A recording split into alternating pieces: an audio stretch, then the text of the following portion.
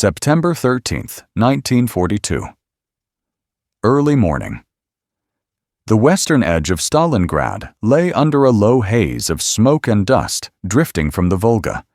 General Friedrich Paulus, commander of the German Sixth Army, reviewed reports showing steady progress. His divisions had crossed the Don.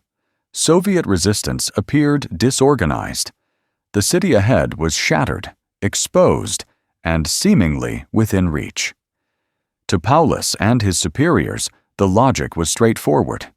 German armies had broken stronger defenses before. Urban combat was costly, but temporary. Once Stalingrad fell, the Volga would be cut, Soviet logistics in the south would collapse, and the campaign would resume its momentum.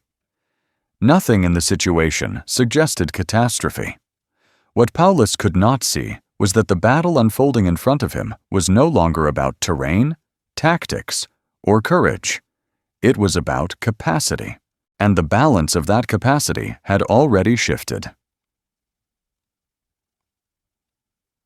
Friedrich Paulus was not a reckless commander. He was methodical, cautious, and deeply professional. A staff officer by training, he had spent years immersed in operational planning rather than battlefield improvisation. His rise through the German army reflected competence, discipline, and loyalty, not flamboyance. The Sixth Army he commanded was among the strongest formations Germany had ever assembled.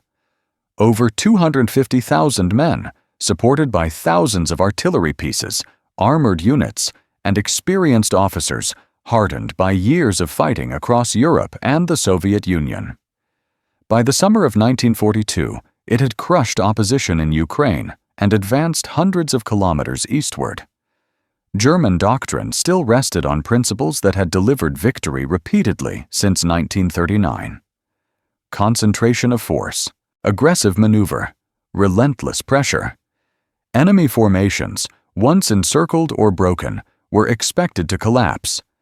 This logic had worked in Poland, France, and the early stages of the invasion of the Soviet Union. Even after setbacks in the winter of 1941, German commanders believed that renewed offensive action would restore control. Stalingrad, in this view, was not an existential gamble. It was a stepping stone. Paulus had no reason to believe otherwise. The assumptions he operated under were not fantasies. They were conclusions drawn from years of success. Stalingrad itself did not appear formidable in September 1942. The city stretched along the Volga River for nearly 40 kilometers, but was narrow, industrial, and poorly suited for defense in theory. German air power had reduced much of it to rubble. Factories burned.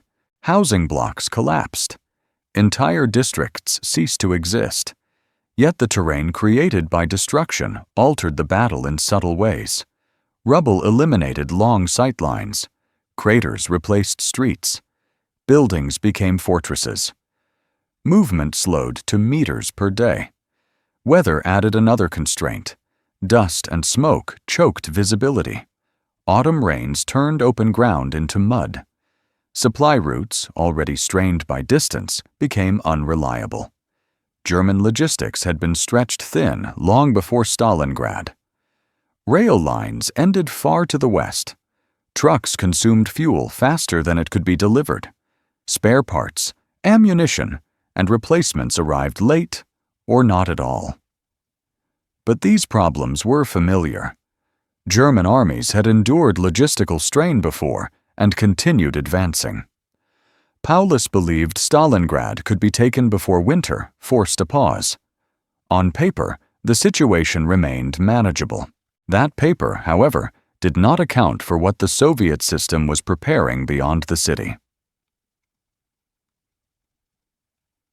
When German units entered Stalingrad, they expected the Red Army to break under pressure.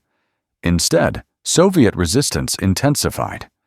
Soviet commanders abandoned traditional defense lines and adopted a doctrine that later became known as hugging the enemy. They fought at point-blank range eliminating German advantages in artillery and air power. Factory workers were armed and sent directly into combat. Reinforcements crossed the Volga at night under fire, replacing losses as quickly as they occurred. German assaults gained ground, but at enormous cost. Units were consumed in grinding attrition. Every block captured required repeated attacks. Every advance triggered counterattacks. What appeared chaotic was, in fact, procedural. Soviet forces did not seek decisive engagements. They sought delay. Every day, the Sixth Army remained locked inside the city was a day it could not maneuver, withdraw, or reinforce its flanks. German command interpreted this resistance as desperation. It was not. It was allocation. Behind Stalingrad, Soviet industry continued operating beyond the Urals. Factories evacuated in 1941 were producing tanks, artillery, and aircraft in growing numbers. New armies were forming far from the front. Reserves accumulated quietly. The German Sixth Army was fighting the visible enemy. The invisible one was assembling elsewhere. By November 1942, German positions in Stalingrad were overextended. The Sixth Army held a narrow urban corridor along the Volga. Its flanks were protected by Romanian, Italian, and Hungarian units with limited equipment and mobility. Paulus reported these vulnerabilities. The response from higher command was confidence. Soviet forces, exhausted by months of fighting, were believed incapable of large-scale offensive action. This belief was based on outdated assumptions. On November 19, 1942, Soviet forces launched Operation Uranus. The attack did not strike Stalingrad itself. It struck the flanks. Within days, Axis defensive lines collapsed. Soviet armored units advanced rapidly through weakly held sectors, exploiting numerical superiority and operational depth. By November 23rd, the encirclement was complete. The Sixth Army was surrounded. Paulus now commanded a force trapped hundreds of kilometers inside enemy territory. Supplies dwindled immediately. Ammunition was rationed. Fuel disappeared. Casualties mounted. The system that had sustained German advances could no longer function. At this point, the battle entered its decisive phase, not through combat, but through arithmetic. German command promised to supply the encircled Sixth Army by air. Calculations showed that at least 600 tons of supplies per day were required to maintain combat effectiveness. The Luftwaffe could deliver a fraction of that amount under ideal conditions. Winter eliminated those conditions. Aircraft were grounded by weather. Airfields were captured or destroyed. Soviet fighters and anti-aircraft guns inflicted losses that could not be replaced. Each transport plane lost reduced future capacity. Meanwhile, the Red Army tightened the encirclement. New units rotated into position. Artillery concentrations increased. German forces weakened with each passing day. Paulus requested permission to break out. The request was denied. The Sixth Army was ordered to hold its ground. Holding required resources the system could no longer provide.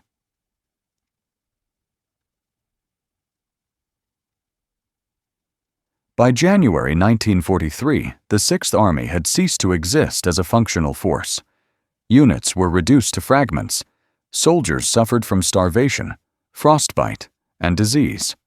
Command structures collapsed as communication failed. Paulus was promoted to Field Marshal on January 30, 1943.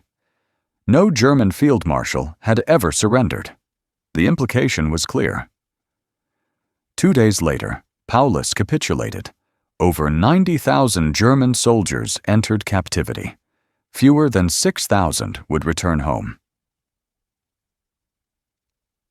Stalingrad was not lost because German soldiers lacked courage, nor because Paulus lacked intelligence. It was lost because Germany attempted to fight a modern industrial war with a system designed for short, decisive campaigns. The Soviet Union absorbed losses that would have destroyed any traditional army and replaced them continuously. It traded space for time, casualties for production, and cities for systems. Once the Sixth Army entered Stalingrad, its fate was sealed not by bullets, but by logistics, capacity, and scale. In modern war, defeat does not always arrive suddenly.